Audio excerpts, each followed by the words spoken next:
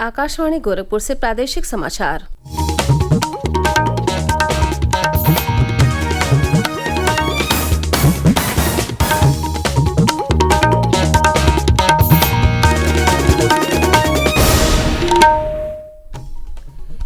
नमस्कार, समाचार बुलेटिन के साथ मैं सोनी निगम।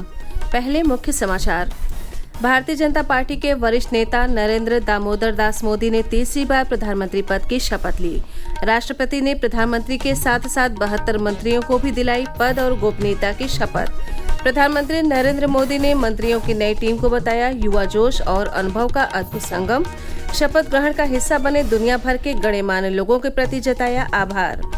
1 जुलाई से लागू किए जा रहे कानून में भीड़ द्वारा हिंसा पर भी किए गए हैं सख्त प्रावधान और योग के प्रचार प्रसार में उत्कृष्ट योगदान देने वालों को मिलेगा प्रधानमंत्री पुरस्कार 2024।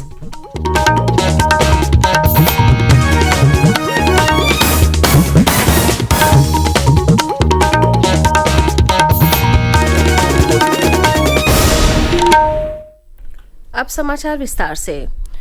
भारतीय जनता पार्टी के वरिष्ठ नेता नरेंद्र दामोदर दास मोदी ने कल शाम राष्ट्रपति भवन के प्रांगण में आयोजित समारोह में लगातार तीसरी बार प्रधानमंत्री पद की शपथ ली। श्री मोदी पंडित जवाहरलाल नेहरू के बाद लगातार तीसरी बार प्रधानमंत्री बनने वाले देश के पहले राजनेता बन गए हैं।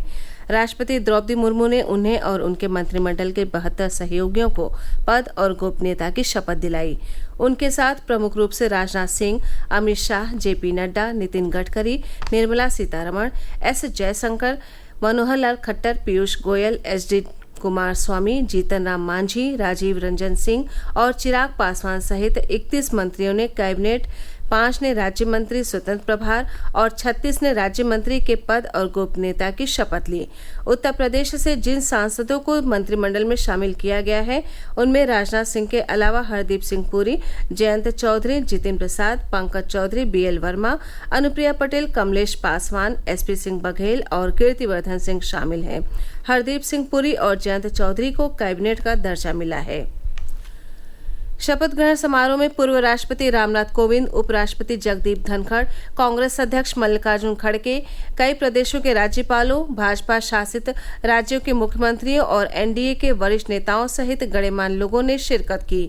समारोह में मालदीव के राष्ट्रपति डॉक्टर मोहम्मद मोइज्जू, बांग्लादेश की प्रधानमंत्री शेख हसीना, सेशल्स के उपराष्ट्रपति अहमद अफीक, मॉरिशस के प्रधानमंत्री प्रविंद कुमार जगन्नाथ, भूटान के प्रधानमंत्री शेरिंग तोग्बे, नेपाल के प्रधानमंत्री पुष्प कमल दहल प्रचंड और श्रीलंका के राष्ट्रपति रानिल विक्रमसिंघे विशेष रूप से मौजूद रहे। देश के प्रधानमंत्री नरेंद्र मोदी और प्रदेश के मुख्यमंत्री योगी आदित्यनाथ ने केंद्र सरकार में मंत्री पद की शपथ लेने वाले सभी मंत्रियों को बधाई दी है। प्रधानमंत्री ने सोशल मीडिया पर अपने बधाई संदेश में लिखा है कि मंत्रियों की उनकी टीम में युवा जोश और अनुभव का अद्भुत संगम है। उन्होंने शपथ ग्रहण का हिस्सा बनने वाले दुनिया भर के गणमान्य लोगों के प्रति भी आभार प्रकट किया है। उधर मुख्यमंत्री योगी आदित्यनाथ ने सोशल मीडिया के जरिए प्रधानमंत्री नरेंद्र मोदी को बधाई देते हुए कहा कि उनकी अविराम साधना का ही प्रतिफल है कि पिछले 10 वर्षों में राष्ट्र का नव उत्थान हुआ है। उन्होंने एक सोशल मीडिया संदेश में मंत्रियों को बधाई देते हुए कहा कि प्रधानमंत्री के नेतृत्व में सभी की लोकनिष्ठा, राष्ट्रनिष्ठा, दक्षता और कर्मठता आत्मनिर्भर भारत, विकसित भारत के संकल्प को साकार करने में सहायक सिद्ध होगी। प्रधानमंत्री नरेंद्र मोदी की अगुवाई में एनडीए सरकार बनने पर उनके संसदीय क्षेत्र वाराणसी में भी जश्न मनाया जा रहा है। हमारे वाराणसी प्रतिनिधि ने बताया कि नरेंद्र मोदी के लगातार तीसरी बार शपथ ग्रहण के अवसर पर वाराणसी में नमामि गंगे ने महर्षि योगी विद्याश्रम के वेद पाठी बटुकों के साथ कल सिंधिया घाट पर मां गंगा का दुग्धाभिषेक करके मोदी मंत्रिमंडल के लिए आशीर्वाद मांगा। आत्मनिर्भर भारत, विकसित भारत के निर्माण और 140 करोड़ परिवारजन की सेवा के लिए पूर्णतः संकल्पित मोदी सरकार के लिए मां गंगा की आरती भी उतारी गई। ढोल नगाड़े और आतिशबाजी के साथ उनके शपथ ग्रहण कार्यक्रम पर जश्न मनाया गया। इलाहाबाद केंद्रीय विश्वविद्यालय ने इस साल नई शिक्षा नीति के तहत विभिन्न भाषाओं, संगीत और शेयर मार्केट समेत 13 कौशल से जुड़े छोटे छोटे पाठ्यक्रमों की शुरुआत की है।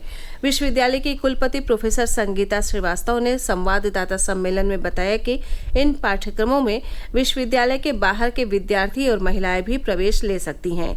इनमें से प्रत्येक पाठ्यक्रम की अवधि 90 दिन की होगी। नई शिक्षा नीति के तहत nation building and social service का कोर्स सभी विद्यार्थियों के लिए अनिवार्य किया गया है, जिसमें उन्हें देश हित और सामाजिक सेवा से जुड़े मुद्दों की जानकारी दी जाएगी। प्रवेश के लिए विश्वविद्यालय के समर्थ पोर्टल पर अपनी जानकारियां साझा कर विद्यार्थी पंजीकरण करवा सकते हैं। प्रादेशिक समाचार आप आकाशवाणी गोरखपुर से सुन रहे हैं। ये समाचार बुलेटिन हमारे YouTube channel AIR news Gorakhpur और X हैंडल AIR News_GKP पर भी उपलब्ध है।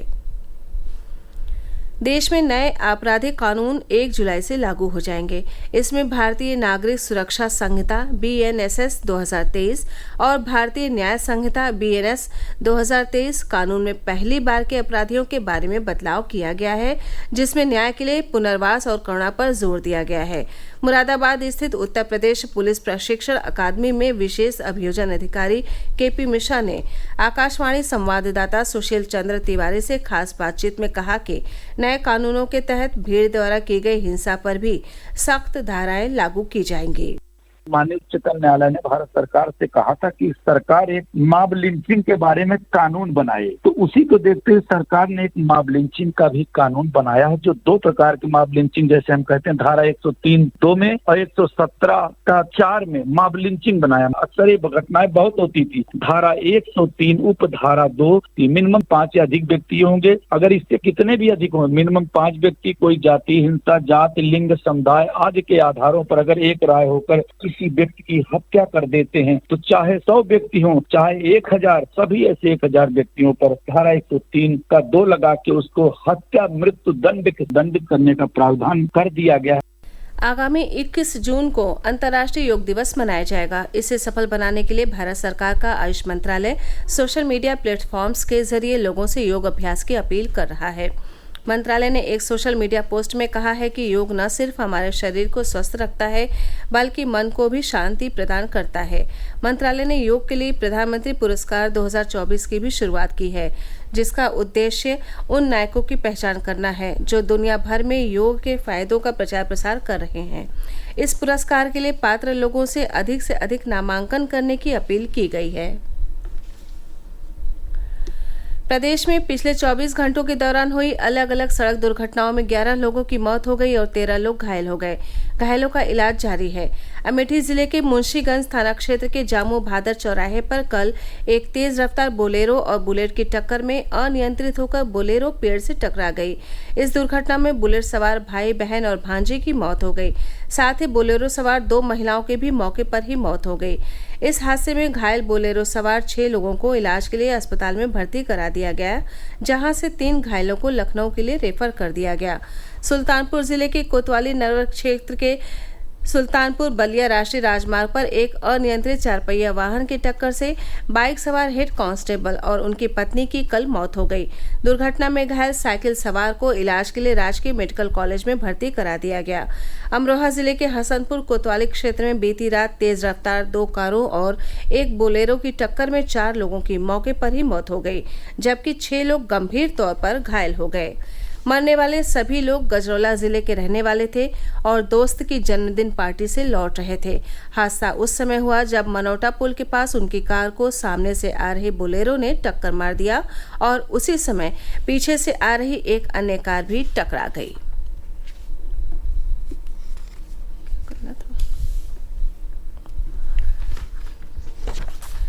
जम्मू कश्मीर के रियासी जिले में कल शाम तीर्थयात्रियों को ले जा रही प्रदेश की एक बस पर आतंकियों द्वारा की गई गोलीबारी में बस अनियंत्रित होकर खाई में गिर गई, जिसमें 9 लोगों की मौत हो गई। मृतकों की फिलहाल पूरी तरह से पहचान नहीं हो सकी है। जिन घायलों को विभिन्न अस्पतालों में भर्ती कराया गया है, उनमें बलरामपुर जिले की 3 महिलाएं, गोंडा के 1 तीर्थयात्री और वाराणसी के 2 अन्य तीर्थयात्रियों की पहचान हो सकी है। प्रदेश के मुख्यमंत्री योगी आदित्यनाथ ने घटना पर दुख प्रकट करते हुए प्रदेश के अपर मुख्य सचिव और पुलिस महानिदेशक को स्थानीय प्रशासन से संपर्क कर हर संभव मदद करने का निर्देश दिया है।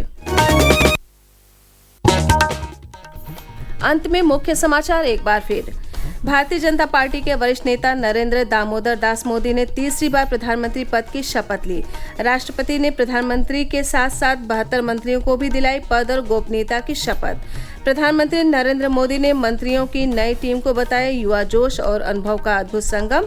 शपथ ग्रहण का हिस्सा बने दुनिया भर के गणमान्य लोगों के प्रति जताया आभार। 1 जुलाई से लागू किए जा रहे नए कानून में भीड़ द्वारा हिंसा पर भी किए गए हैं सख्त प्रावधान। और योग के प्रचार प्रसार में उत्कृष्ट योगदान देने वालों को मिलेगा प्रधानमंत्री पुरस्कार 2024। इसी के साथ ये समाचार बुलेटिन समाप्त हुआ। नमस्कार।